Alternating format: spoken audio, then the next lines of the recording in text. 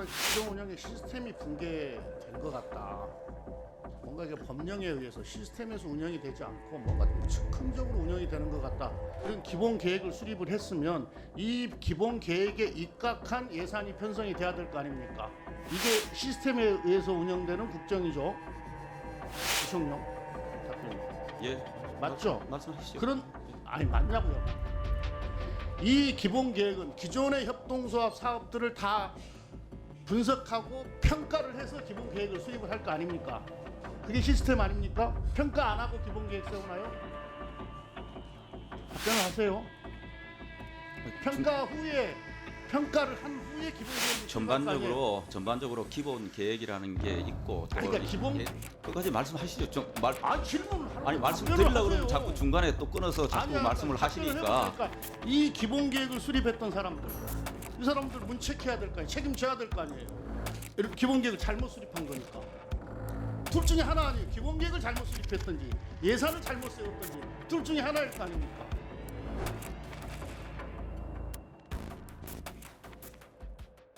때문에 충분히 논의도 했고 의견도 내기도 했었습니다만은 저는 이 부총리께 직접 한번 질의를 해서 답을 좀 받아봤으면 좋겠어요. 차관께서도 명확하게 답을 못 하시던데 저는 지금 그때 국정감사할 때 R&D 예산 관련해서도 뭔가 국정 운영의 시스템이 붕괴된 것 같다. 뭔가 이게 법령에 의해서 시스템에서 운영이 되지 않고 뭔가 좀 즉흥적으로 운영이 되는 것 같다.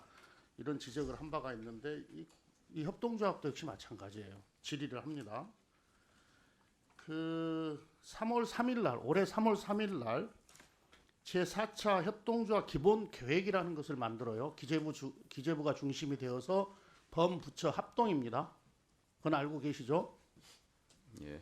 이건 협동조합 법에 근거해서 만드는 거죠. 만들게 되어 있죠. 예. 그래서 이때 결정된 게 뭐 많이 있어요. 많이 있는데 대표적인 것만 좀 이야기를 하면 교육훈련 지원 사업과 협동조합 창원 지원 사업을 양적으로 확대한다. 이게 들어있어요.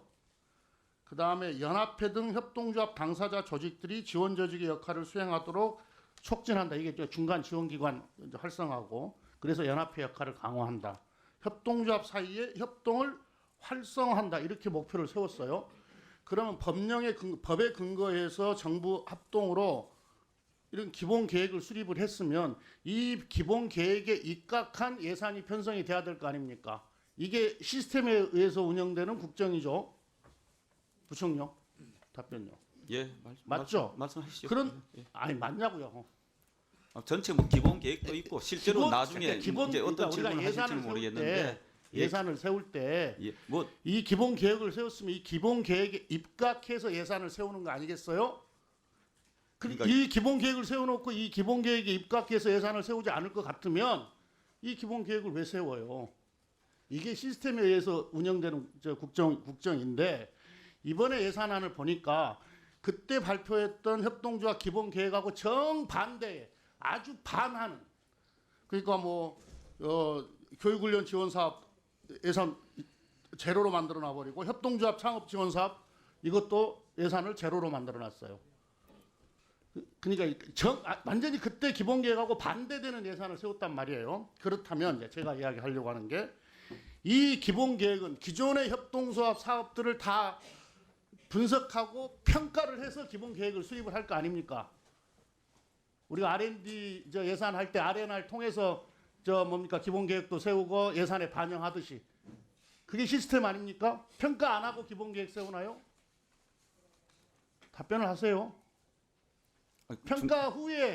평가를 한 후에 기본 계획을 전반적으로 기본 계획이라는 게 있고 또 그러니까 기본 예산 계획 편성을 잠깐만요. 기본 계획을 세울 때 평가 없이 기본 계획을 세우냐고요.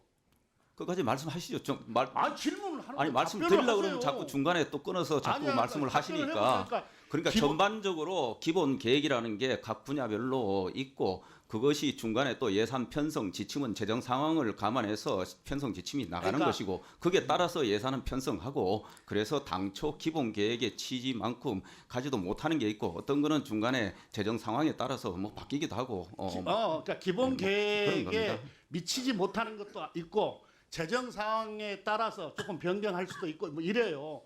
그런데 이번 거는 이번 정부 예산 편성은 완전히 정반대 예산을 편성을 해놓은 거라니까요. 이걸 누가 이해하고 납득할 수가 있겠냐고. 그렇다면 이 기본 계획이 잘못 수립되었거나 또는 예산 편성이 잘못되었거나 둘 중에 하나 아닐 거 아닙니까? 그래서 예산 편성이 잘된 거다라고 정부가 강변을 한다면, 부총리가 강변을 한다면 이 기본 계획을 수립했던 사람들, 이 사람들 문책해야 될 거 아니에요. 책임져야 될 거 아니에요. 기본 계획을 잘못 수립한 거니까. 둘 중에 하나 아니에요. 기본 계획을 잘못 수립했든지 예산을 잘못 세웠든지 둘 중에 하나일 거 아닙니까? 어떻게 생각하세요? 예. 업무라는 게 그렇게 기본 계획이 수립되고 또 예산 재정 운영 계획 예산 편성 과정에 그대로 맥을 같이 하는 것도 있고 또 1년간의 연간 업무를 하다 보면은 중간에 재정 상황에 대한 판단이 달리 있을 수도 있고 그래서 거기에 변형이 되기도 합니다. 그리고 그 말씀하신 부분은 또 내년도 기본 계획 등 우리가 업무 계획을 만들 때 그런 것들이 또 반영돼서 피드백되고 이 과정이 연중 업무가 돌아가는 과정이다. 인프라가 다 상실돼요. 정부의 이번 예. 예산 편성 때문에. 그래서 제가 다시 한번 예. 말하는데 예산소에서 합의하지 못한 상태에서 이 예산을 합의하지 못한 상태에서 오늘 보고가 됐는데요. 예결위